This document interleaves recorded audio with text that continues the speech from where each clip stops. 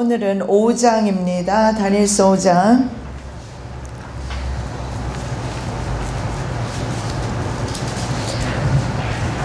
메네메네 대길 우바르신 하나님의 저울에 달려서 부족함이 비었다.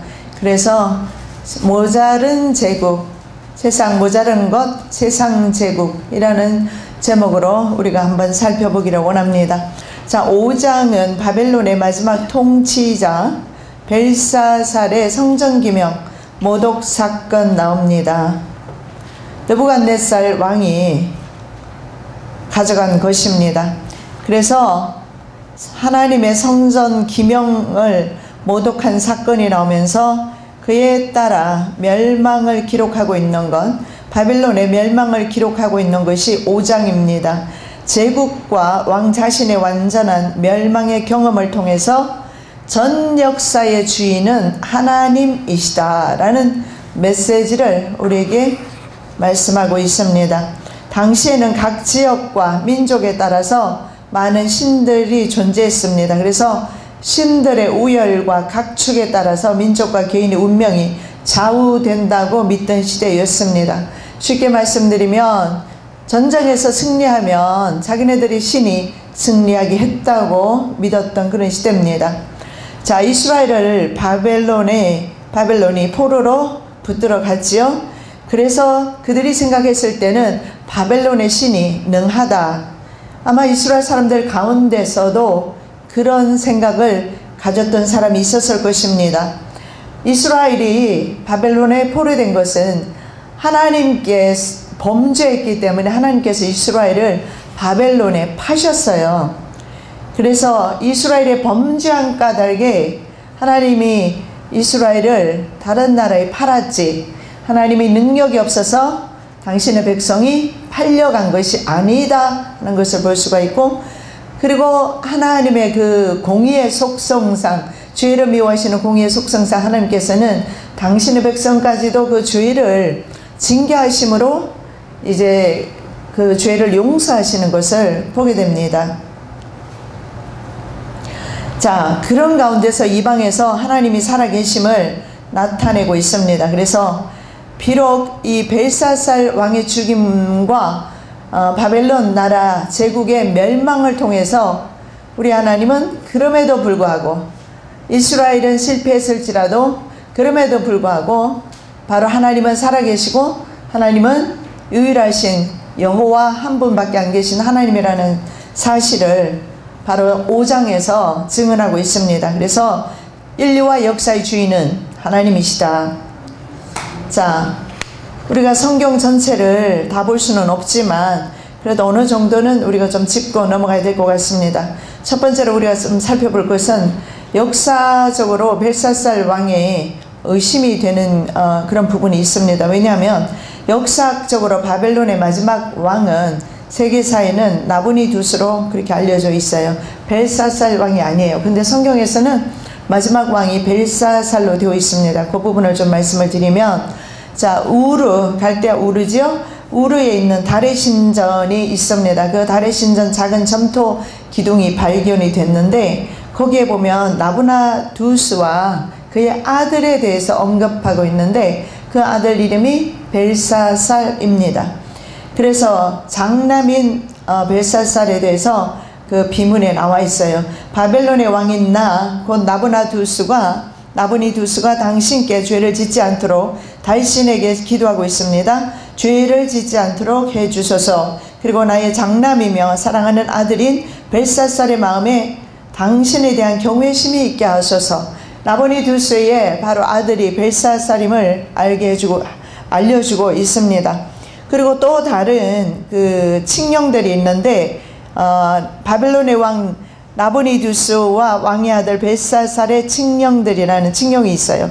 거기에 공식 문서를 보면 벨사살이 아버지 왕과 동등한 지위를 가지고 공동으로 통치했음을 나타내 주는 것이 있습니다. 나부니두스는 재위 3년에 실제 통치권을 아들에게 줍니다. 그리고 자신은 아라비아 테이마라는 곳에 머물면서 벨사살과 공동 섭정을 했습니다. 자, 벨사살은 왕위를 이어받지는 않았지만 7세였습니다. 왕자였지만 그런데도 불구하고 다니엘은 바로 벨사살을 왕으로 표현하고 있어요. 왜 그러냐 하면 법적으로 승계받지는 않았지만 실제로 왕의 일을 하고 있었기 때문에, 그래서 역사에서는, 세계사에서는 나부니두스가 마지막 왕으로 되어 있지만 성경에서는 더 정확하게 벨사살이 마지막 왕으로 그렇게 표현되고 있습니다. 자, 분벽에 쓰여진 글을 해석한 다니엘을 나라의 셋째 치리자로 삼는 것이 나와 있습니다. 다니엘서 5장 29절 말씀입니다. 이에 벨사살이 명하여 그들이 다니엘에게 자주색 옷을 입히게 하며 금사슬을 그의 목에 걸어주고 그를 위하여 조서를 내려 나라의 셋째 치리자로 삼으니라.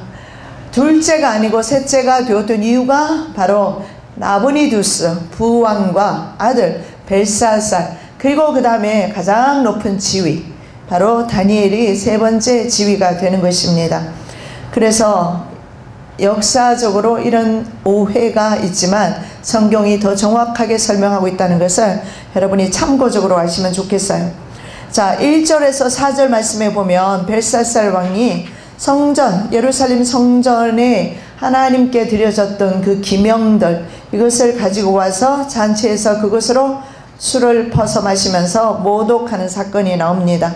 5장 3절입니다. 이에 예루살렘 하나님의 전 성소 중에서 탈취하여 온 금그릇을 가져오매 왕이 그 귀족들과 왕후들과 후궁들을 더불어 그것으로 마시더라. 하나님께만 포도주로 부을 때 사용했던 그릇들을 왕이 자신이 먹음으로써 하나님의 자리에 올랐습니다. 느부갓네살 왕이 예루살렘 제1차 침공, BC 605년이죠. 3차에 걸쳐 침공을 하는데 마지막 3차가 BC 586년이 되겠습니다. 1차 침공이 BC 605년인데 이때 전리품으로 예루살렘 성전에 기구 얼마를 가져옵니다. 그리고 자기 신전에 두었어요. 그것이 바로 다니엘서 1장 2절에 나와 있어요.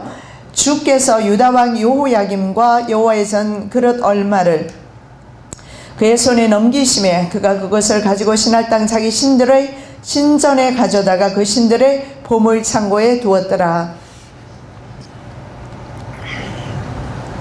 하나님께서 이스라엘과 예루살렘 성전을 그들 손에 넘겼습니다. 그래서 가져갔어요. 그런데 그들은 그것 가지고 술잔으로 사용했던 것을 보게 됩니다. 자, 이런 사건을 통해서 한참 거나하게 술을 마시고 있는 중에 예언의 중에 5절에서 16절 말씀을 보면 속해서 그 벽에 사람의 손가락이 나타나더니 글을 쓰기 시작합니다. 5장 5절에서 6절 말씀이죠. 그때 사람의 손가락들이 나타나서 왕궁 촛대 맞은편 석회 벽에 글자를 쓰는데 왕이 그 글자 쓰는 손가락을 본지라. 이에 왕의 슬기든 얼굴빛이 변하고 그 생각이 번민하여 넓적다리 마디가 녹는 듯하고 그의 무릎이 서로 부딪힌지라. 번민하다는 깜짝 놀라다, 어쩔 줄 몰라하다, 이런 의미입니다. 자, 아무도 읽지 못하고 해석하지 못하는 글자가 사람의 손이 갑자기 나타나더니 쓰여졌습니다. 얼마나 기절초풍들 했겠습니까? 술 기운이 다 달아날 정도로. 그래서 여기에 표현하기는 벨사살의 얼굴빛이 변하고 생각이 번민하고 넓적다리 마디가 녹는 듯하고 무릎이 서로 부딪혔다. 혼비백산에서 불안과 공포가 극에 달한 것을 볼 수가 있습니다. 왜냐하면 신체가 마비될 정도로 놀랬어요. 잔치 자리가 초상집으로 변했습니다. 방금 전까지만 해도 문무백관들을 호령하면서 술을 마시며 잔치하던 벨사살 왕, 인간 왕의 한계를 보여주고 있습니다. 자, 이때 이러한 상황을 듣고, 소문을 듣고 이제 태후가 나타나지요. 벨사살의 어머니라 보기에는 어렵습니다. 왜냐하면 벨사살의 어머니라면 나부니두스의 아내가 되어야 합니다. 근데 나부니두스가 틀림없이 나부니두스는 테이마에 있기 때문에 아내도 같이 갔을 것입니다. 그렇다면 누구였을 건가 의문이 생기죠. 느부갓네살 왕의 아내였을 것이다, 이렇게 보고 있습니다. 왜냐하면 소개하기를, 다니엘을 소개하기를 신들의 지혜와 같은 자로 다니엘을 소개합니다.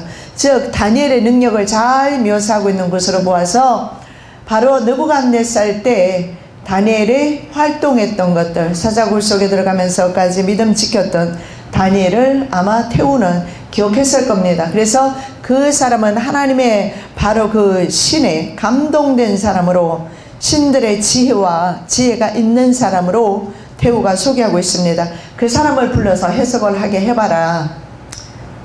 자, 그래서 다니엘이 불려왔습니다. 자, 해석을 합니다. 그게 뭐냐면 메네메네 데겔 우바르신. 자, 그 글자가 뭐냐면 메네메네 데겔 우바르신. 아람어로서 이 뜻이 뭐냐 하면 세어보고 달아봄에 부족하여 조각을 낸다, 이런 뜻이 됩니다. 너는 모자르다, 이런 뜻이 됩니다. 그래서 오늘 제목을 모자란 것 세상 제국이라고 한번 잡아봤습니다. 세상 제국은 주님 앞에 항상 모자른 모습으로 서 있는 것을 보게 됩니다. 왜냐하면 그들은 하나님을 경외하지 않고 자기가 왕이 되었을 때 하나님의 자리에 앉기 때문에 그렇습니다. 자, 메네는 세다, 이런 의미가 있어요. 메네 두 번 말하고 있어요. 이 강조하는 것은 그만큼 정말 부족하다. 메네 정말 부족하다, 두 번 반복하지요. 세다, 메네는 세다, 세워서 끝나게 했다. 좀 더 길게 한다면 이렇게 해석할 수가 있어요. 그리고 그 다음에 데겔은 세켈이라는 뜻입니다. 한 세겔, 두 세겔 성경에 나오지요. 그게 바로 데겔입니다. 자, 저울질한다, 이런 뜻이 되겠습니다. 그래서 너는 저울질을 받았다, 문자적으로 해석할 수 있고, 또 하나는 너는 너무 가볍다. 저울질을 해보니까 너무 가볍다.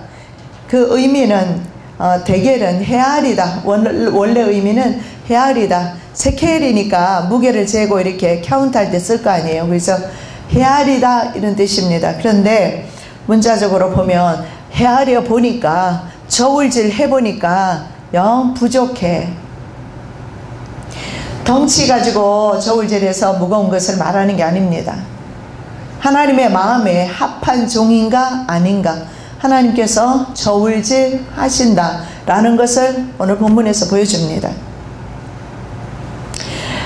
모든 사람을 하나님께서는 마지막 때 저울질 할 것입니다. 그래서 하나님의 저울에 합격된 사람, 하나님께서 하나님의 나라로 통과시키지 않겠습니까? 세상 나라 왕들도 마찬가지지만, 그래서 저울질을 해봤더니 저울질 해보니까 너는 부족해. 바로 이것이 하나님의 뜻입니다. 자, 우바르신, 어떤 곳에는, 자, 앞에는 우바르신, 28절에 우바르신 나오죠. 25절에 우바르신 나오고 28절에는 베레스, 이렇게 나옵니다. 같은 의미가 돼요. 우라는 것은 접속사입니다. 접속사. 그러나, 이런 뜻이 돼요. but. 영어로 말하면 but. 그러나, 이런 뜻이에요. 그렇다면 메네메네 데겔 바르신, 이런 뜻이 됩니다. 우는 말을 서로 연결해 주기 위해서 붙이는 단어입니다. 자, 바르신 혹은 베레스는 나누다, 조각내다. 자, 맨 처음에 것이 뭡니까? 메네, 세어보다, 데겔, 저울질하다, 헤아리다. 그리고 마지막 베레스는 조각 내다, 깨트리다, 이런 뜻이 됩니다. 자, 바르신, 베레스, 히브리어로 베레스가 바로 페레스라고 합니다. 히브리음으로는. 근데 복수형이 파르신입니다. 파르신이라고 우리 한글이 그대로 번역을 하면 좋은데, 파르신으로 번역을 안 하고 바르신으로 번역을 했어요. 그래서 이 파르신, 쉽게 말씀드리면 베레스는 조각내다, 이런 뜻인데, 복수형으로 썼을 때 파르신이라는 단어를 써요. 그래서 바르신은 복수형으로 사용한 것 뿐이지 베레스와 같은 단어입니다. 28절에 베레스 나오지요. 베레스 같은 단어예요. 바르신과 베레스. 자, 이게 뭐냐면 둘 다 나누다, 조각내다. 자, 그리고 페레스, 이 페레스라는 단어에서 파생된 단어가 또 있어요. 여기서 파생된 단어가 파라스입니다. 파라스라는 단어가 있는데 페르시아인이라는 뜻입니다. 페르시아인. 자, 그래서 바르신 뜻에서 무엇을 유추할 수 있느냐 하면 바벨론을 패망시키는 나라는 페르시아 민족이 될 것이다. 그것이 바로 메대와 바사 민족입니다. 여러분 아시죠? 메대, 바사 두 민족이 나중에 하나가 되는데 조금 이따 말씀드리도록 하겠습니다. 그래서 파라스라는 뜻은 페르시아인, 즉 페르시아인에 의해서 멸망을 당하게 된다. 여러분 성경 역사가 얼마나 정확한지 알 수가 있죠. 그죠? 신기할 정도로 정확하게 성취되는 것을 보게 됩니다. 자, 지금까지 이해됩니까? 안 되는 분 한번 손 한번 들어보시죠. 아마 조금 늦게 오신 분들이 이해 안 될 수도 있어요. 자, 다 이해되신 줄 알고 넘어갑니다. 메네 대결로 바르신 하나님께서 저울에 달아보았더니 너무너무 부족해서 모자라서 하나님께서 조각을 냈다, 깨트렸다. 바로 바벨론 나라를 조각조각 내버렸다. 바벨론 나라를 박살냈다. 이런 뜻이 됩니다. 그래서 세상 제국이 세워지고 멸망하는 것은 절대적으로 하나님께 달려 있습니다. 그러므로 마지막 때 적그리스도 제국이 세워지는 것도 하나님께서 허락하셨기 때문에 열발가락 시대이기 때문에 그렇습니다. 그래서 세상 역사가 절대적으로 하나님의 손에 의해서 지금까지 하나님께서 역사를 주관하고 계신다는 것을 볼 수가 있습니다. 자, 오늘날 대부분 중동 지역의 나라들이 아랍 민족이죠. 80% 어떤 사람들은 80% 어떤 사람은 90% 이야기를 하는데 80~90%가 아랍 민족입니다. 이 아랍 민족을 사우디아라비아가 종주국인데 수니파라고 합니다. 수니파. 이 정도로 상식 알아두면 신문 볼 때 좀 편리하겠죠? 수니파가 거의 아랍 민족이 거의 다 수니파입니다. 그래서 80~90%니까 엄청난 17억의 인구 중에서 거의 대부분이 바로 수니파인 것을 볼 수가 있어요. 자, 그런데 아랍 족속들 가운데서 한 다른 민족이 있어요. 그것이 바로 페르시안입니다.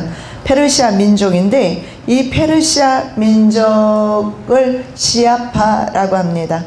현재 이 시아파의 종주국이 어디냐면 이란입니다. 그래서 이란이 북한에서 핵무기를 만들고 있고 이란이 러시아와 합작해서 원자로를 만들었고 또 이란이 그 시리아 헤즈볼라라고 하는 무장단체가 있어요. 그 무장단체와 싸우는데요. 바로 무장단체에게 무기를 대주고 그렇게 합니다. 그리고 또 지금 시리아는요. 바로 수니파와 시아파가 전쟁하고 있어요. 자, 그런데 이 시아파는 바로 이란, 그 다음에 가자 지구에 보면 팔레스타인이 살고 있어요. 그 가자 지구의 팔레스타인이 시아파입니다. 이란이 뒤에서 가자 지구에도 돈 대주고 시리아에도 무기 대주고. 그런데 원자로를 지어서 핵 개발을 이란이 지금까지 해왔는데 이스라엘 정보국 모사드가 이란 핵 개발하는 물리학자들을 다 죽였어요. 그래서 그들이 어디로 갔느냐 하면 이북으로 갔습니다. 그래서 이북과 함께 핵을 개발하고 세 차례 핵실험하고 했던 것입니다. 그래서 보면 악의 세력들은 저희들끼리 서로 연합하는 것을 볼 수가 있어요. 자, 그래서 무장단체, 레바논 무장단체 헤즈볼라 시아파이고 그 다음에 수니파 그리고 바로 가자 지구의 하마스 정권도 마찬가지입니다. 자, 그렇다면 시아파는 뭐며 수니파는 뭐냐? 마호메트가 죽을 때 후계자를 정해놓고 죽었으면 좋았는데 정하지 않았어요. 그래서 그 다음에 후계자가 이제 나타나면서 그 모하메드 후계자에 대한 견해 차이에서 뭐 복잡합니다. 뭐 그건 다 아실 필요는 없고 후계자에 대한 견해 차이에서 순위파 시아파가 생겨서 같은 아랍 민족이면서 페르시아 민족이면서도 그들은 피 터지게 오늘도 싸우고 있습니다. 결국은 종교 전쟁인 것을 보게 됩니다. 그래서 마지막 3차 전쟁도 어쩔 수 없이 종교 전쟁임을 보게 되고, 만일에 이스라엘과 전쟁을 하게 되는 공마국 전쟁이 이제 일어나고, 시편 83편 공마국 전쟁 전에 일어나는 전쟁입니다. 그 시편 83편 전쟁이 일어났을 때 그러면 이들 나라들은, 그러면 이란 같은 나라들은 이스라엘 편에 설 것인가? 그렇지는 않아요. 아랍 민족과 페르시아 민족은 연합합니다. 그들도, 왜냐하면 이스라엘을 상대하기 위해서, 왜냐하면 지금 이란 같은 경우에 핵 사찰을 받고 있잖아요. 왜냐하면 경제 봉쇄를 했거든요, 유럽에서. 그래서 경제적으로 너무나 어려우니까 어쩔 수 없이 핵을 지금 만드는 것을 포기한 상태로 이란이 있어요. 그런데 이란도 스스로 자존해야 되잖아요. 그래서 북한에서 그것을 만들고 실험하고 있는 거예요. 그런데 이미 이스라엘은 200개가 넘는 핵무기가 있어요. 그렇기 때문에 17억의 인구와 이스라엘이 싸운다 해도 이스라엘은 반드시 이겨요. 그것이 바로 에스겔에 보면 이스라엘이 모든 그 2만만의 군대가 오지만 이스라엘 산에서 다 엎어지게 될 것이다. 결국은 핵전쟁입니다. 핵전쟁. 이 핵전쟁에서 결국은 이들을 다 물리치게 됩니다. 이스라엘이 반드시 이기기는 돼요. 그래서 이란이나 사우디아라비아는 지금 서로, 사우디아라비아와 이란이 시리아에다가 서로 무기를 대주고 있잖아요. 그래서 같은 종족끼리, 엄밀히 말하면 같은 종족은 아니죠. 페르시아 민족과 아랍 민족이에요. 페르시아는 지금 방금 말씀드린 대로 바로 곰의 나라로 나오잖아요. 우리 배웠죠? 곰의 나라? 그리고 또 뭐였죠? 광물로는 은이었잖아요. 은. 그 나라입니다. 자, 옆으로 너무 많이 간 것 같아요. 머리 복잡하니까 다시 돌아갑니다. 자, 바벨론 제국은 연회 중에 멸망당한다라는 것을 볼 수 있는데, 이것이 성경에서 오래전부터 하나님의 선지자들을 통해서 예언되었습니다. 자, 다니엘이 벽에 나타난 글을 해석했죠. 그래서 다니엘은 해석을 잘하고 의문을 파한다, 이런 것이 있어요. 이 해석을 잘하고 의문을 파한다는 것이 뭐냐면, 풀어주다, 자유롭게 하다, 알 수 없는 그런, 정말 절대 알 수 없는 절대 비밀을 밝힌다는 의미가 됩니다. 그런데 하나님께서는 하나님의 종들을 통해서 이렇게 의문을 밝히는 일을 해요. 세상에 속한 사람은 절대 몰라요. 이거는 오늘도 마찬가지입니다. 오늘 아무리 그가 목회자, 목사, 박사, 신학 박사라도 하나님께서 마지막 시대에 대한 계시의 영을 허락하지 않으면 절대 몰라요. 똑같습니다. 그 당시에도 똑같은, 그 당시에 사용하던 글자가 아니었을까요? 아람어 내지는 무슨 글자인지는 알 수가 없어요. 그런데 왜 일반 사람들은 해석하지 못하는데 다니엘은 해석할까요? 왜 일반 사람들은 이 시대를 모르는데 우리는 알 수 있을까요? 하나님께서 우리에게 계시의 영을 허락하셨기 때문에, 그리고 들을 수 있는 귀를 허락하셨기 때문에, 그래서 알 수 있는 겁니다.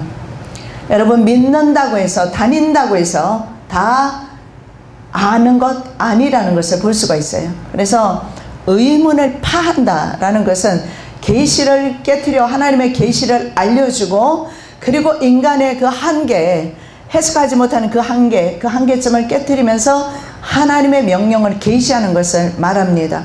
다니엘이 그 일을 했다면 저와 여러분도 이 시대에는 그 일을 해야 돼요. 입 다물고 계시지 마십시오. 맹 놓고 사셔서 안 돼요. 노아의 때와 같다. 그날이 노아의 때와 같이 우리들에게 덫과 같이 오게 될 겁니다. 그날은 하루 아침에 오게 될 겁니다. 준비할 시간 없습니다. 지금 아무렇지도 않을 때, 해가 나 있을 때 노아는 방주 지었다라는 거 여러분 생각하셔야 돼요. 지금 민주주의, 지금 자본주의, 지금 잘 먹고 잘 살 때, 이때야말로 우리 준비해야 되고 깨어나야 되고 시대를 읽을 수 있어야 돼요. 의문을 파할 수 있어야 돼요.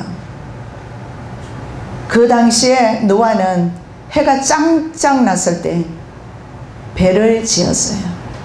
그리고 그들은 구원받았어요. 준비하시고 구원받으신 여러분 되시기 바랍니다. 아멘. 자, 바벨론 제국은 결국 교만해서 망합니다. 5장 22절에 보니까 벨사살의 왕은 그의 아들이 되어서 이것을 다 알고도 아직도 마음을 낮추지 아니하고 이렇게 말합니다. 무슨 말입니까? 지난번에 우리 4장을 봤는데 4장에서 느부갓네살이 7년 동안 광인이 되어서 수풀을 헤매고 다닌 것을 봤습니다. 7년 동안 짐승처럼 살게 되었습니다. 4장 32절 33절 내가 사람에게서 쫓겨나서 들짐승과 함께 살면서 소처럼 풀을 먹을 것이요 이와 같이 7대를 지내서 지극히 높으신 이가 사람의 나라를 다스리시며 자기의 뜻대로 그것을 누구에게든지 주시는 줄을 알기까지 이르리라 하더라. 바로 그때 이 일이 나 느부갓네살에게 응함으로 내가 사람에게 쫓겨나서 소처럼 풀을 먹으며 몸이 하늘 이슬에 젖고 머리털이 독수리 털과 같이 자랐고 손톱은 새 발톱과 같이 되었더라. 아들이 되어서, 근데 아까 우리가 봤잖아요. 벨사살의 아버지는 나보니두스지 느부갓네살 아닙니다.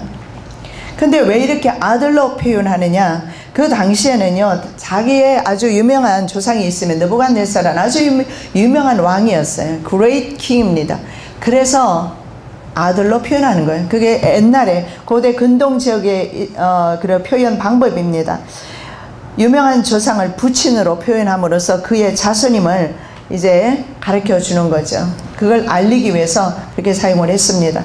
그리고 아까 우리가 봤던 것처럼 태후가 바로 느부갓네살 왕비가 와서 그 일을 전하고 있어요. 왜냐하면 그 사이에 왕들이 몇 있었지만 아주 그 통치 기간이 짧더라고요. 2년 뭐 이렇게밖에 안 되기 때문에 적어도 벨사살 왕도 그 느부갓네살 때에 현재 다니엘이 생존하고 있잖아요. 그리고 아마 지금은 나이가 많을 겁니다. 왜냐하면 페르시아 왕국으로 넘어가지 않습니까? 그래서 소년 때 붙들려 와서 거의 80세가 되도록 아마 살았을 겁니다. 그랬을 때 느부갓네살 때의 다니엘을 벨사살 왕이 몰랐다고는 볼 수는 없어요. 다 알면서도 일부러 무시한 거죠. 이것이 역사의 아이러니입니다. 좀 아버지가 말이죠, 나쁜 짓 하고 못된 짓 하면서 망하는 거 보면 아들이 그 짓 하지 말아야 되는데, 역사의 아이러니가 그겁니다. 아들이 똑같은 일을 답습한다는 거예요. 왜 그렇습니까? 우리 인간 속에 있는 죄성 때문에 그래요. 아담과 하와가 우리에게 남겨준 그 바로 죄에 대한 소원입니다. 가인에게 하나님이 말씀하셔요. 너는 너의 죄의 소원을 다스려라. 디자이어를 나와 있어요. 디자이어는 소원하다, 갈구하다 이런 뜻입니다. 인간은요, 본능적으로 죄를 쫓아가는 습성, 못된 습성이 있어요. 그래서 그것을 쳐서 복종시키라고 그래서 사도 바울은 말합니다. 그래서 정말로 우리가 죄를 끊기 위해서 바로 이 인간 세상 살면서 세상에 완전히 정복당하지 않기 위해서 우리의 정신세계가, 우리는 깨어있어서 늘 싸우면서 세상 세력과 싸우면서 나가야 된다는 것을 여러분 아셔야 합니다.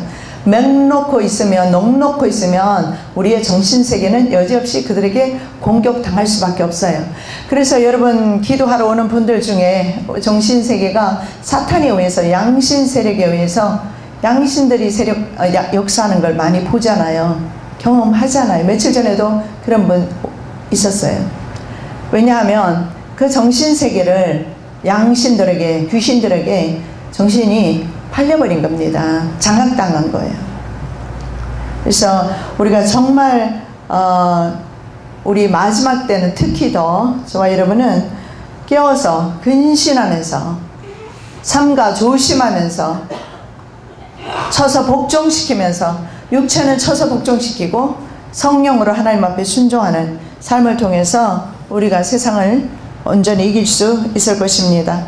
자, 1000명을 초청을 했습니다. 대회 연회가 진행되고 있어요. 그런데 그 연회 중에 함락됩니다. 자, 읽어드리겠습니다. 벨사살 왕이 그의 귀족 1000명을 위하여 큰 잔치를 베풀고 그 1000명 앞에서 술을 마시니라. 5장 1절이죠. 자, 그런데 이것을 보십시오. 5장 1절에서 다니엘이 현재적으로 말하고 있어요. 그런데 그 전에 이사야 선지자는 적어도 다니엘 시대보다 100년 넘게 앞선 선지자입니다. 이사야 선지자가 바벨론이 일어나기도 전에 바벨론에 대해서 예언합니다. 그리고 바벨론의 멸망에 대해서 예언합니다. 그들이 식탁을 베풀고 파수꾼을 세우고 먹고 마시도다. 너희 고관들아 일어나 방패에 기름을 바를지어다. 자, 그들이 파수꾼 세워놓고 먹고 마시고 있다. 이렇게 말하고 있어요. 에레미야 51장 30절에도 이런 말씀이 있어요. 에레미야 선지자를 통해서 바벨론의 용사는 싸움을 그치고 그들의 요새에 머무르나 기력이 취하여 여인같이 되며 그들의 거처는 불타고 그 문빗장은 부러졌으며. 에레미야 선지자는 바벨론 마지막 3차 포로로 붙들려 가고 그리고 마지막 남은 그 백성들과 이집트로 함께 갔던 선지자라고 말씀드렸어요. 그래서 에레미야 선지자를 통해서 에레미야가 보고 있었던 것은 뭐냐면 바벨론의 멸망을 보고 있어요. 이것이 바로 선지자들이 세상을 보는 관점입니다. 그래서 우리가 바로 이 세상을 바라볼 때 현재 다가오는 그런 적그리스도 세력을 바라볼 때 적그리스도 세력을 바라보는 것이 아니라 바로 그 뜨인 돌이 금신상을 쳐버리고 그리고 세워지는 하나님의 나라, 그 나라에 대해서 우리가 선포해야 합니다. 그리고 그 나라의 백성답게 우리가 믿음으로 승리해야 될 줄로 믿습니다. 바로 에레미야 선지자가 그랬습니다. 에레미야 선지자가 자기는 비록 이집트로 끌려가는 그런 신세가 되면서도 그는 하나님께서 바벨론 나라를, 바로 이스라엘을 멸망시켰던 바벨론 나라를 역시 징치하신다는 것을 에레미야 선지자는 보고 있었습니다. 자, 앞으로도 세상은 똑같아요. 연락에 취해 있을 것입니다. 그리고 어느 날 갑자기 하나님의 심판이 이루어지게 될 것입니다. 누가복음 17장 26절 27절 말씀입니다.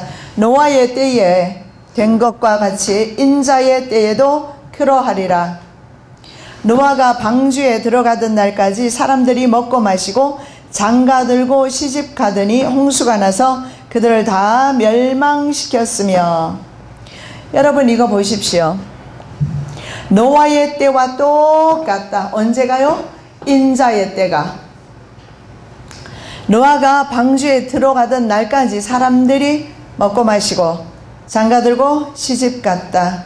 그래서 홍수가 그들을 다 멸망했다. 그런데 여기에 누가는 그때가 바로 인자의 때에도 노아의 때와 똑같다. 제 말이 아닙니다. 여러분 귀담아 들으셔야 돼요. 그날이 덫과 같이 오게 될 것이다.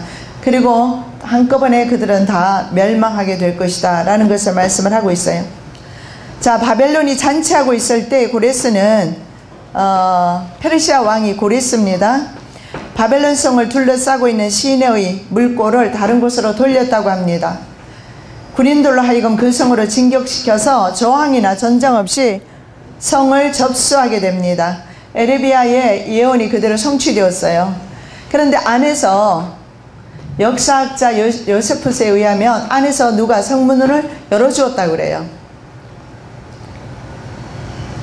자, 이사야 45장 1절 말씀입니다. 여호와께서 그의 기름 부음을 받은 고레스에게 이같이 말씀하시되 내가 그의 오른손을 붙들고 그 앞에 열국을 항복하게 하며 내가 왕들의 허리를 풀어 그 앞에 문들을 열고 성문들이 닫히지 못하게 하리라. 자, 여기 보십시오. 성문이 닫히지 않도록 했다. 그러니까 안에서 누가 성문을 열어주었다 이런 뜻이 됩니다. 그 다음에 여기에서 이렇게 말하죠. 그의 기름 부음을 받은 고레스. 자, 여호와께서 누구에게 기름을 부었어요?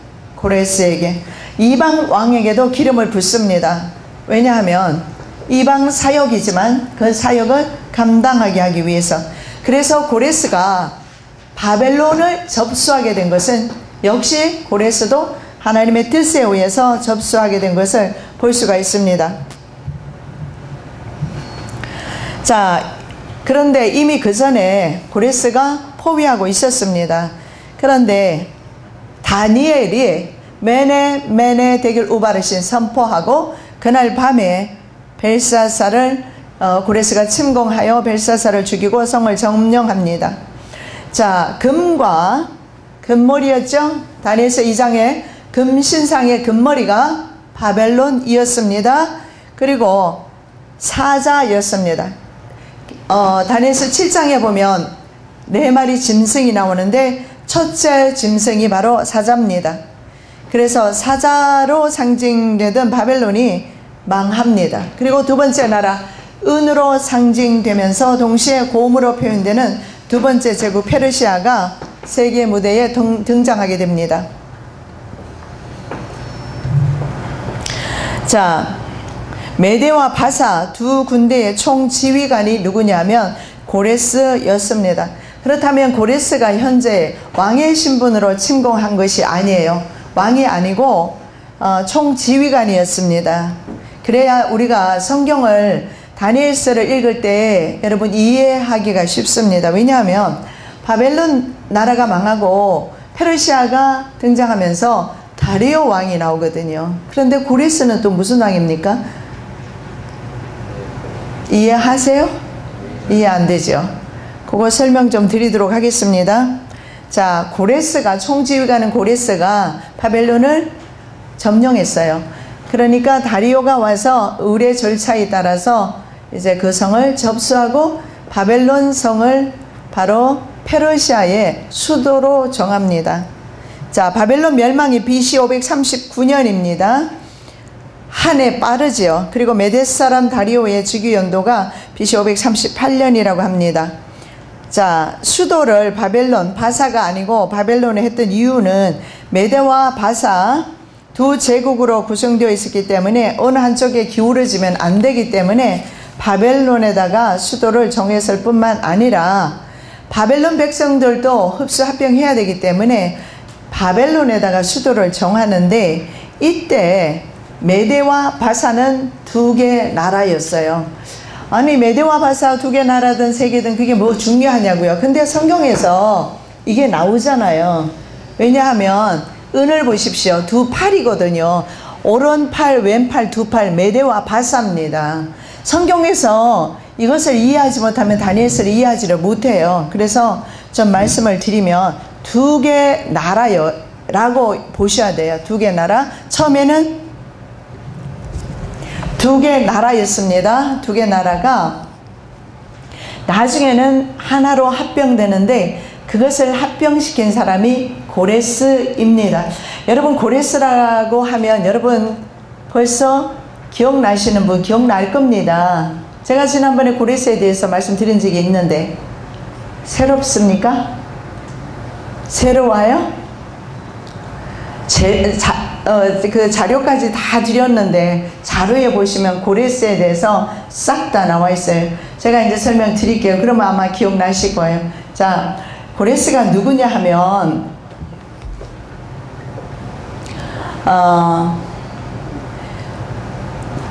고레스가 누구냐 하면 그 지난번에 제가 한번 설명을 드렸었는데 아스티아게스라는 왕이 있었어요. 그러면 기억나시죠? 근데 꿈을 꿨어요. 자기 딸 만다네. 기억나요? 예, 이제 기억나나 봐요.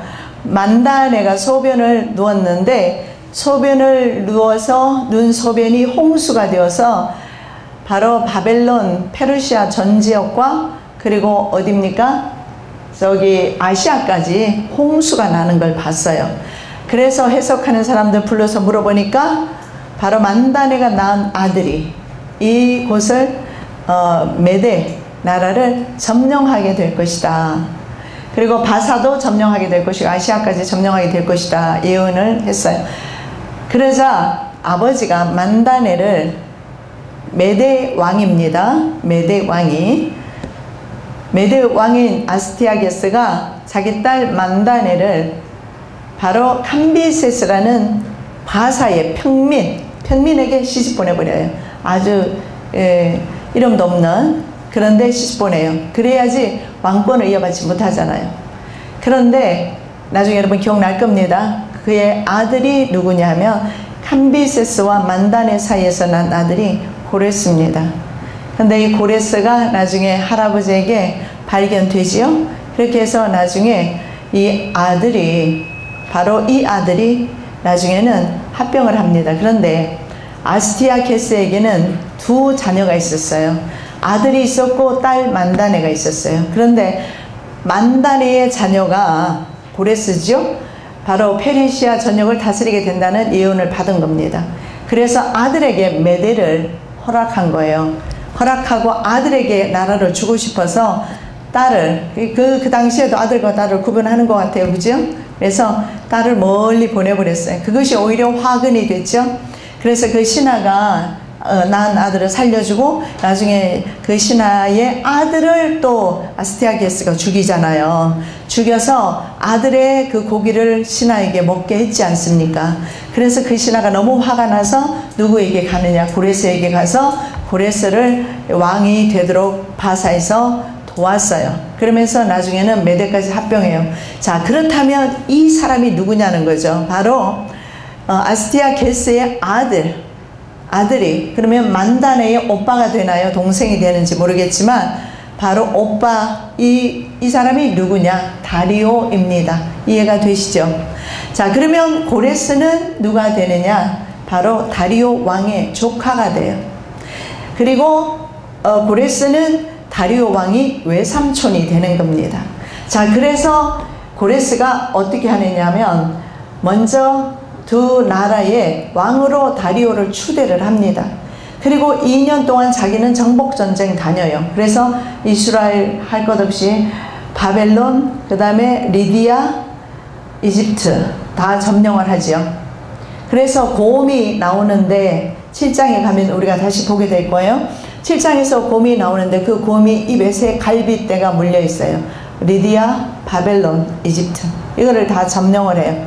바로 누가 점령을 하느냐면 고레스가. 그래서 바벨론을 무너뜨린 것이 고레스이지만 외삼촌을 존중해서 외삼촌이 와서 그 성을 접수하도록 해 주었어요. 그렇게 하고 통치하게 했어요. 2년 동안. 그리고 이제 전쟁이 끝난 후에 고레스가 돌아와서 다리오 왕의 딸과 결혼하고 자연스럽게 사위에게 메대와 바사 왕국 전체를 이제 넘겨주게 돼요. 그래서 여러분이 다니엘서 읽을 때 다리오 왕이 나와요. 아, 그러면 이 다리오 왕이 누군가 이제 이해되지요? 고레스 왕의 외삼촌. 예. 다음에 또 모른다고 하시면 안 됩니다. 2번이나 설명 들었어요. 자, 은으로 표현된 두 팔의 의미를 보시면, 자, 두 팔은 두 개로 되어 있어요. 메대와 바사를 가리켜요. 다니엘서 2장 32절 가슴과 두 팔은 은이요 나오죠? 메대와 바사. 그리고 두 뿔도 메대와 바사입니다. 자, 8장 다니엘서 8장 20절에 이런 말씀이 있습니다. 내가 본 바 두 뿔 가진 숫양은 곧 메대와 바사 왕들이요. 여기에 보니까 숫양이 나오네요. 근데 그 숫양이 누구냐면 메대와 바사. 근데 숫양의 머리에 보니까 뿔이 두 개 있어요. 자, 잘 기억하세요. 숫양 머리에 뿔이 두 개 있다고요. 왜 두 개인가? 숫양이 원래 뭐 뿔이 두 개 아닙니까? 그게 아니고 뿔이 두 개라는 것은 메대와 바사라는 뜻으로 두 개입니다. 그 다음에 숫양의 두 뿔 중 긴 게 있고 짧은 게 있어요. 보통 뿔도 뭐 그런지는 모르겠지만 긴 뿔이 있고 작은 뿔이 있는데 작은 뿔은 메대입니다. 큰 뿔은, 긴 뿔은 바사입니다. 바사를 오늘날 말하면 페르시아라고 합니다. 그래서 페르시아가 더 강해서 메대를 흡수 합병합니다. 고레스에 의해서. 자, 그 다음에 다니엘서 8장 3절입니다. 내가 눈을 들어본 적 강가에 두 뿔 가진 숫양이 있는데 그 두 뿔이 다 길었으며 그중 한 뿔은 다른 뿔보다 길었고 그 긴 것은 나중에 난 것이더라. 자, 다니엘은 환상 가운데 뭘 보느냐면 곰이 몸 한쪽을 들고 있는 환상을 봅니다. 이것은 공격을 한다는 겁니다. 바사가 메대를 흡수합병한 것을 말할 수도 있고, 또 하나는 뭐냐면 곰이 입에 새 갈빗대를 물고 있어요. 다니엘서 7장 5절입니다.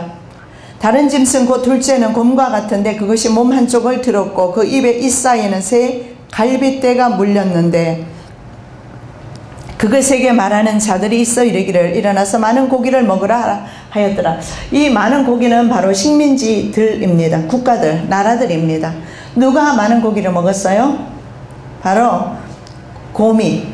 그리고 8장에서는 숫, 염소가. 자, 새 갈빗대가 물렸습니다. 갈빗대라는 것은 갈비. 아주 큰 나라들이죠. 그 큰 나라가 바로 이집트, 바벨론, 벨사살 바벨론, 그리고 리디아 세 나라입니다. 아주 그 당시에 강대 국가들. 그래서 갈빗대가 물렸고, 그리고 많은 고기를 먹었으니까 이스라엘을 포함한 많은 나라들이 자연적으로 페르시아에 바벨론에 흡사병 되었던 나라들이 자연적으로 그 고대 근동 지역에 있었던 국가들이 페르시아 민족에게 흡사병 되었어요. 그래서 많은 고기를 먹었다. 여러분, 성경 참 신기하죠? 너무나 정확하게 말씀해주고 있잖아요. 이 말씀 하나씩 깨달으면 막 기쁘고 즐겁고 행복한데, 안 그래요? 어째 표정들이 무덤덤합니다. 머리 아파요? 복잡하죠? 그런데 다니엘서를 여러분 이해를 하려면 이거 이해하셔야 돼요. 그리고 지금 이거 이해하면 다니엘서 7장 가면 더 쉬워요. 다니엘서 7장 가면 4마리 짐승 나와요. 근데 하도 많이 들어봐서 이제는 여러분 알게 될 겁니다. 자, 그래서 둘째 곰의 나라가 바로 페르시아인 것을 볼 수가 있습니다. 자, 마지막 제국도 바벨론이나 물론 페르시아도 마찬가지지만 멸망당한다는 사실을 여러분 아셔야 합니다. 자, 성경에서 보면 세상 제국을 큰 바벨론이라고 부르고 있어요. 왜냐하면 자, 금신상의 첫 번째가 바로 머리가 바벨론이었어요. 바로 이 바벨론은 그 아래의 모든 나라를 대표하는 나라가 됩니다. 그래서 성경에는 세상을 멸망시켰을 때 세상 나라를 바벨론이라고 합니다. 그럼 어떻게 해요? 지금은 미국이라고 불리는데 계시록에다 미국이라고 써놨으면 어때 했을까요? 아니면 독일, 영국, 프랑스 이런 거 써놓을 수는 없잖아요. 그래서 성경에서는 바로 큰 바벨론. 그렇다면 마지막 적그리스도 세력에 가담하는, 연합하는 모든 세력들은 바로 바벨론 세력이다. 이 바벨론 세력은 성도들을 힘들게 하는 세력임을 알 수가 있어요. 그런데 이 바벨론 제국이 멸망할 것을 요한계시록에서 말씀을 하고 있습니다. 자, 계시록 16장 19절입니다. 큰 성이 세 갈래로 갈라지고 만국의 성들도 무너지니 큰 성 바벨론이 하나님 앞에 기억하신 바 되어 그의 맹렬한 진노의 포도주 잔을 받으매. 자, 바벨론을 하나님이 기억하셨어요. 왜 기억하셨을까요? 바벨론은 이스라엘을 종으로 붙들어 간 나라입니다. 70년 동안. 하나님께서 그것을 기억하십니다. 그리고 세상 제국의 권력을 가지고 얼마나 많은 성도들의 피해 취했습니까? 얼마나 많은 성도들을 역사 가운데 그들을 희생시키며 그들을 죽여왔습니까? 하나님께서 세상 제국들의 그 횡포를 주님께서 기억하신다. 그래서 주의 나라로 바뀌어졌을 때, 그리스도 강림으로 주의 나라가 되었을 때 바벨론 제국, 그때 진노의 포도주 마시게 될 것이다. 지옥 형벌을 면하지 못할 것이다. 그래서 세상 왕국에 대해서, 세상 제국에 대해서 심판을 요한이 지금 말하고 있습니다. 자, 계속해서 계시록 18장 2절 말씀, 힘찬 음성으로 외쳐 이르되 무너졌도다 무너졌도다 큰 성 바벨론이여 귀신의 처소와 각종 더러운 영이 모이는 곳과 각종 더럽고 가증한 새들이 모이는 곳이 되었도다. 여러분 여기 보십시오. 뭐라고 말합니까? 큰 성 바벨론이 무너졌다. 여러분 바벨론이라는 나라는 어떻습니까? 바벨탑에서부터 기원된 나라입니다. 시나이산 창세기에서부터 시작된 나라가 바벨론입니다. 그 바벨 땅에 시나이산 있었던 바벨탑을 쌓았던 곳이 바로 바벨론 나라가 건국되었습니다. 느부갓네살 아버지가 복원을 시작했고 느부갓네살이 이미 뭘 마쳤느냐면 바벨탑 쌓는 것을 끝냈습니다. 무슨 말이냐면 결국은 사탄의 제국이 세워졌다는 것을 상징합니다. 사탄은 끊임없이 사람들로 하여금 계속해서 힘을 주고 권력을 주어서 에베소 6장 말씀처럼 정사와 권세를 가지고 정사와 권세를 그들에게 주어서 세상 권력이 하나의 단일 정부로 집중되게 했습니다. 지금 전까지는 항상 개별 국가 체제로 있었어요. 유럽이라든가 아시아라든가. 그렇지만 마지막 때는 단일 세계 정부라는 바로 한 개의 정부로 묶여졌습니다. 이 신세계 정부가 바로 마지막 바벨론 제국임을 아셔야 돼요. 왜 그러냐 하면 금신상 다니엘서 2장에 한번 보세요. 금신상이 여러 명이 아니라 하나입니다. 그리고 이것이 한 몸으로 되어 있는 것을 기억하시기 바랍니다. 그렇다면 세상 제국은 이름만 달라져요. 바벨론, 페르시아, 헬라, 로마, 그리고 마지막 일곱 머리 열불 짐승 제국, 적그리스도 국가, 이름은 어떻게든 다 바뀔 수 있어요. 그 나라들이 오늘날은 미국, 영국, 프랑스, 독일 뭐 이런 나라들이 될 수가 있어요. 이름은 다 바뀌었을지라도 결국은 오늘날의 세계 강대국들 그리고 과거의 제국들 똑같은 특징을 가지고 있는데 권력 집중을 통해서 바로 자신들이 왕이 되고자 하고 그리고 하나님 자리에 앉게 되어서 많은 사람을 조종하려 한다는 겁니다. 옛날에는 지역적으로 그렇게 했어요. 그러나 마지막 때는 지역이 아니라 전 세계를, 왜냐하면 오늘날 과학문화로 말미암아 전 세계는 일일 문화권입니다. 웬만하면 하루 만에 다 들어가게 되어 있어요. 비행기 타보세요. 하루 만에 다 들어가고, 인터넷은 또 어떻습니까? 1, 2초 만에. 카톡은 또 어때요? 여기서 보내면 우리 딸이 바로 어제 저녁에는 잠이 안 오더라고요. 제가 그래서 밤 1시 반까지 우리 딸하고 며느리하고 카톡했어요. 며느리랑 카톡을 하는데 또 자기네들끼리 카톡 하려고 하다 보니까 엄마랑 하고 있는데 하니까 그러면 그룹으로 하자. 그래서 3명이서 했어요. 하니까 뭐 바로 그냥 그 1초도 안 걸려서 주거니 받거니 상황을 다 알아요. 자, 이 문화가 바로 이 문화가 바벨 문화라는 거 아셔야 돼요. 결국 이렇게 하루 문화권, 이런 과학 문화, 이런 우리가 사용하고 있는 최첨단 과학 문화들, 이런 것들이 결국은 바벨이라는 것을 아셔야 합니다. 왜냐하면 이것을 통해서 전 세계를 하나로 묶었기 때문에 그렇습니다. 그래서 이러한 제국이, 세상 제국이 바로 바벨론 제국입니다. 근데 성경에서는 무너졌다고 선포하고 있습니다.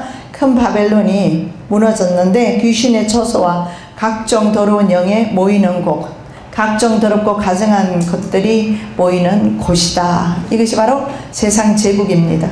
자, 계시록 18장 10절입니다. 그의 고통을 무서워하여 멀리 서서 이르되 화 있도다 큰 성 견고한 성 바벨론이여 한 시간에 내 심판이 이르렀다 하리로다. 삽시간의 심판이 이루어집니다. 두려워하지 마시기 바랍니다. 세상 권력 아무것도 아니에요. 순식간입니다. 하나님께서 바로 큰 성 바벨론, 견고한 성 바벨론 심판하시겠다 계속 약속의 말씀을 주고 있습니다. 자, 마지막으로 계시록 18장 21절 우리가 다 함께 봉독합니다. 이에 한 힘센 천사가 큰 맷돌 같은 돌을 들어 바다에 던져 이르되 큰 성 바벨론이 이같이 비참하게 던져져 결코 다시 보이지 아니하리로다. 아멘. 과거의 바벨론은 망했습니다. 앞으로 세워지게 될 바벨론도 망한다는 사실만, 그리고 그 일을 위해서 우리가 기도해야 될 줄로 믿습니다. 오늘은 5장입니다. 다니엘서 5장.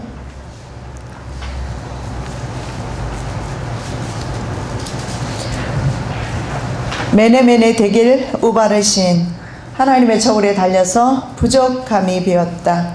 그래서 모자른 제국, 세상 모자른 것, 세상 제국이라는 제목으로 우리가 한번 살펴보기를 원합니다. 자, 5장은 바벨론의 마지막 통치자 벨사살의 성전기명, 모독 사건 나옵니다. 느부갓네살 왕이 가져간 것입니다. 그래서 하나님의 성전 기명을 모독한 사건이 나오면서 그에 따라 멸망을 기록하고 있는 것, 바벨론의 멸망을 기록하고 있는 것이 5장입니다. 제국과 왕 자신의 완전한 멸망의 경험을 통해서 전 역사의 주인은 하나님이시다라는 메시지를 우리에게 말씀하고 있습니다. 당시에는 각 지역과 민족에 따라서 많은 신들이 존재했습니다. 그래서 신들의 우열과 각축에 따라서 민족과 개인의 운명이 좌우된다고 믿던 시대였습니다. 쉽게 말씀드리면 전쟁에서 승리하면 자기네들이 신이 승리하게 했다고 믿었던 그런 시대입니다. 자, 이스라엘을 바벨론이 포로로 붙들어 갔지요. 그래서 그들이 생각했을 때는 바벨론의 신이 능하다. 아마 이스라엘 사람들 가운데서도 그런 생각을 가졌던 사람이 있었을 것입니다.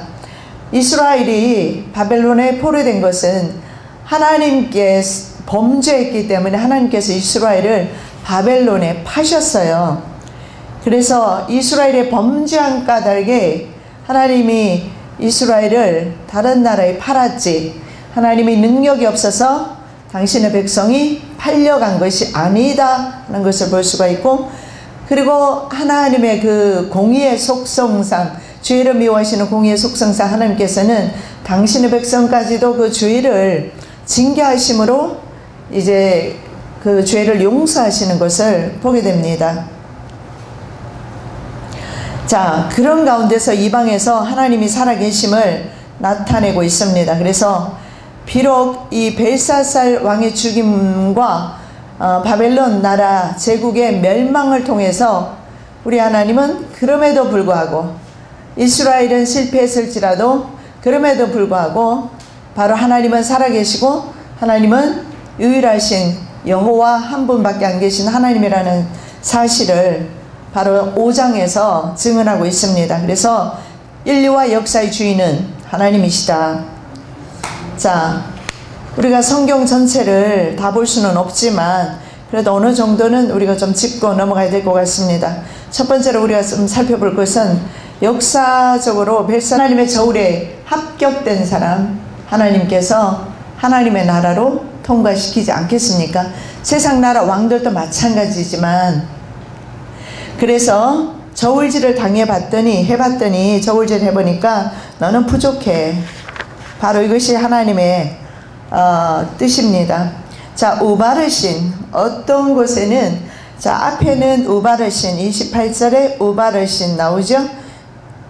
25절에 우바르신 나오고 28절에는 베레스 이렇게 나옵니다. 같은 의미가 돼요.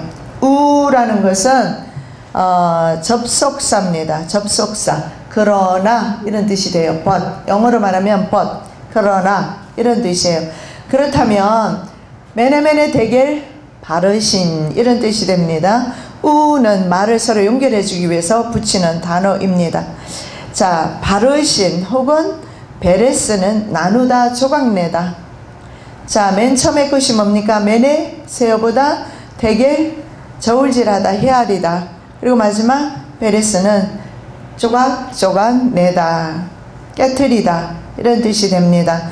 자, 바르신, 베레스, 히브리어음으로 베레스가 바로 페레스라고 합니다. 히브리음으로는.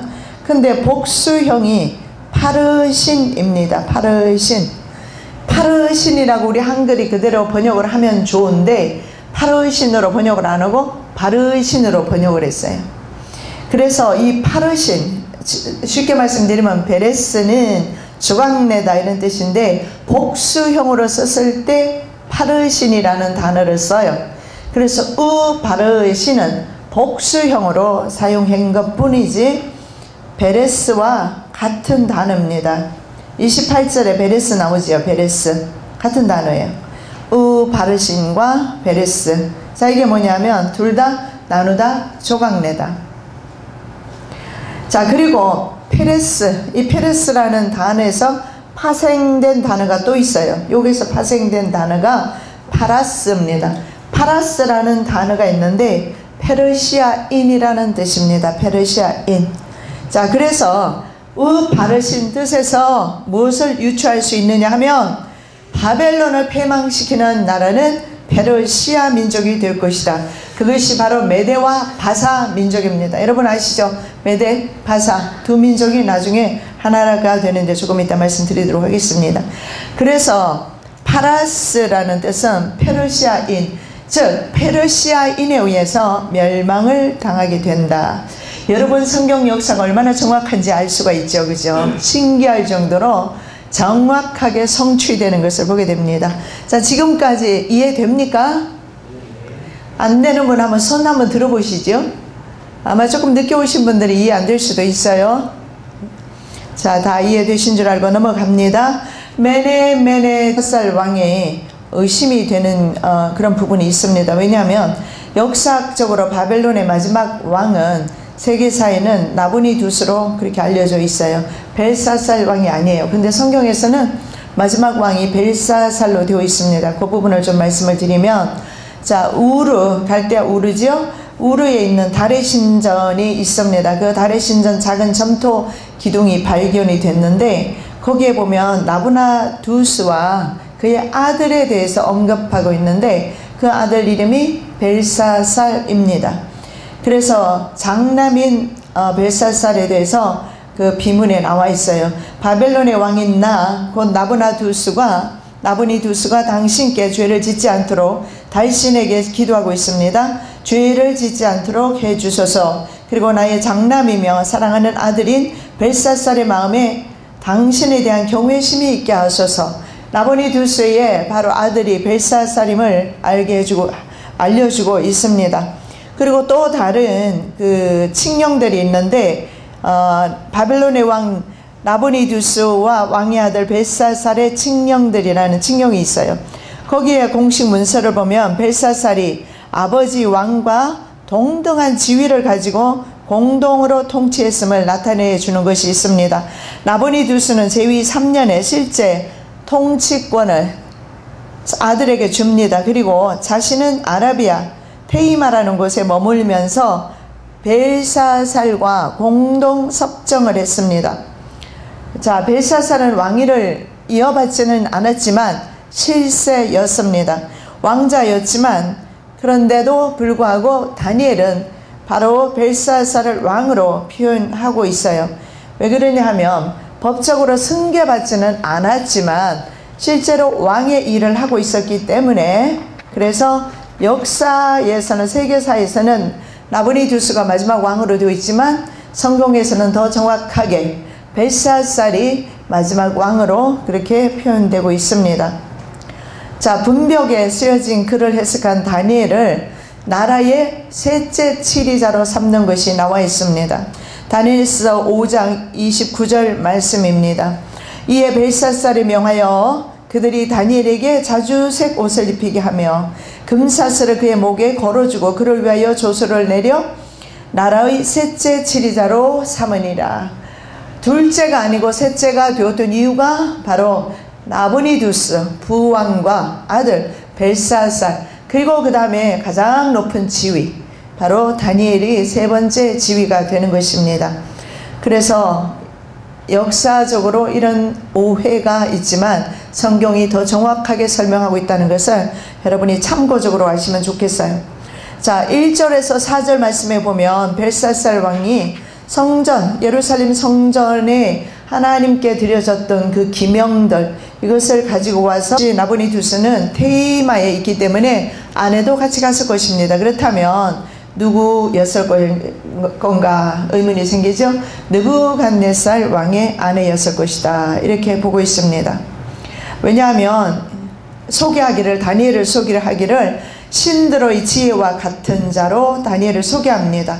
즉 다니엘의 능력을 잘 묘사하고 있는 것으로 보아서 바로 느부갓네살 때 다니엘이 활동했던 것들, 사자굴 속에 들어가면서까지 믿음 지켰던 다니엘을 아마 태우는 기억했을 겁니다. 그래서 그 사람은 하나님의 바로 그 신에 감동된 사람으로, 신들의 지혜가 있는 사람으로 태우가 소개하고 있습니다. 그 사람을 불러서 해석을 하게 해봐라. 자, 그래서 다니엘이 불려왔습니다. 자, 해석을 합니다. 그게 뭐냐면 메네메네 데겔 우바르신. 자, 그 글자가 뭐냐면 메네메네 데겔 우바르신. 아람어로서 이 뜻이 뭐냐 하면 세어보고 달아봄에 부족하여 조각을 낸다, 이런 뜻이 됩니다. 너는 모자르다, 이런 뜻이 됩니다. 그래서 오늘 제목을 모자란 것 세상 제국이라고 한번 잡아봤습니다. 세상 제국은 주님 앞에 항상 모자른 모습으로 서 있는 것을 보게 됩니다. 왜냐하면 그들은 하나님을 경외하지 않고 자기가 왕이 되었을 때 하나님의 자리에 앉기 때문에 그렇습니다. 자, 메네는 세다, 이런 의미가 있어요. 메네 두 번 말하고 있어요. 이 강조하는 것은 그만큼 정말 부족하다. 메네 정말 부족하다, 두 번 반복하지요. 세다, 메네는 세다, 세워서 끝나게 했다. 좀 더 길게 한다면 이렇게 해석할 수가 있어요. 그리고 그 다음에 데겔은 세켈이라는 뜻입니다. 한 세겔, 두 세겔 성경에 나오지요. 그게 바로 데겔입니다. 자, 저울질한다, 이런 뜻이 되겠습니다. 그래서 너는 저울질을 받았다, 문자적으로 해석할 수 있고, 또 하나는 너는 너무 가볍다. 저울질을 해보니까 너무 가볍다. 그 의미는 데겔은 헤아리다. 원래 의미는 헤아리다. 세켈이니까 무게를 재고 이렇게 카운트할 때 쓸 거 아니에요. 그래서 헤아리다, 이런 뜻입니다. 그런데 문자적으로 보면 헤아려 보니까, 저울질 해보니까 영 부족해. 덩치 가지고 저울질해서 무거운 것을 말하는 게 아닙니다. 하나님의 마음에 합한 종인가 아닌가, 하나님께서 저울질 하신다라는 것을 오늘 본문에서 보여줍니다. 모든 사람을 하나님께서는 마지막 때 저울질 할 것입니다. 그래서 한 잔치에서 그것으로 술을 퍼서 마시면서 모독하는 사건이 나옵니다. 5장 3절입니다. 이에 예루살렘 하나님의 전 성소 중에서 탈취하여 온 금그릇을 가져오매 왕이 그 귀족들과 왕후들과 후궁들을 더불어 그것으로 마시더라. 하나님께만 포도주로 부을 때 사용했던 그릇들을 왕이 자신이 먹음으로써 하나님의 자리에 올랐습니다. 느부갓네살 왕이 예루살렘 제1차 침공, BC 605년이죠. 3차에 걸쳐 침공을 하는데 마지막 3차가 BC 586년이 되겠습니다. 1차 침공이 BC 605년인데 이때 전리품으로 예루살렘 성전에 기구 얼마를 가져옵니다. 그리고 자기 신전에 두었어요. 그것이 바로 다니엘서 1장 2절에 나와 있어요. 주께서 유다왕 여호야김과 여호와의 전 그릇 얼마를 그의 손에 넘기심에 그가 그것을 가지고 신할 땅 자기 신들의 신전에 가져다가 그 신들의 보물창고에 두었더라.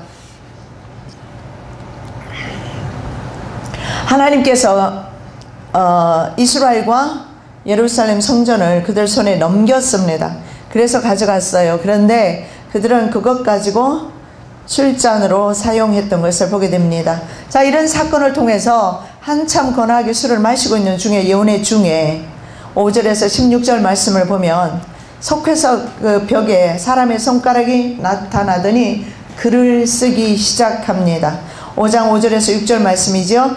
그때 사람의 손가락들이 나타나서 왕궁 촛대 맞은편 석회 벽에 글자를 쓰는데 왕이 그 글자 쓰는 손가락을 본지라. 이에 왕의 즐기던 얼굴빛이 변하고 그 생각이 번민하여 넓적다리 마디가 녹는 듯하고 그의 무릎이 서로 부딪힌지라. 번민하다는 깜짝 놀라다, 어쩔 줄 몰라하다, 이런 의미입니다. 자, 아무도 읽지 못하고 해석하지 못하는 글자가 사람의 손이 갑자기 나타나더니 쓰여졌습니다. 얼마나 기절초풍들 했겠습니까? 술 기운이 다 달아날 정도로. 그래서 여기에 벨사살의 얼굴빛이 변하고 생각이 번민하고 넓적다리 마디가 녹는 듯하고 무릎이 서로 부딪혔다. 혼비백산에서 불안과 공포가 극에 달한 것을 볼 수가 있습니다. 왜냐하면 신체가 마비될 정도로 놀랬어요. 잔치자리가 초상집으로 변했습니다. 방금 전까지만 해도 문무백관들을 호령하면서 술을 마시며 잔치하던 벨사살 왕, 인간 왕의 한계를 보여주고 있습니다. 자, 이때 이러한 상황을 듣고, 소문을 듣고 이제 태후가 나타나지요.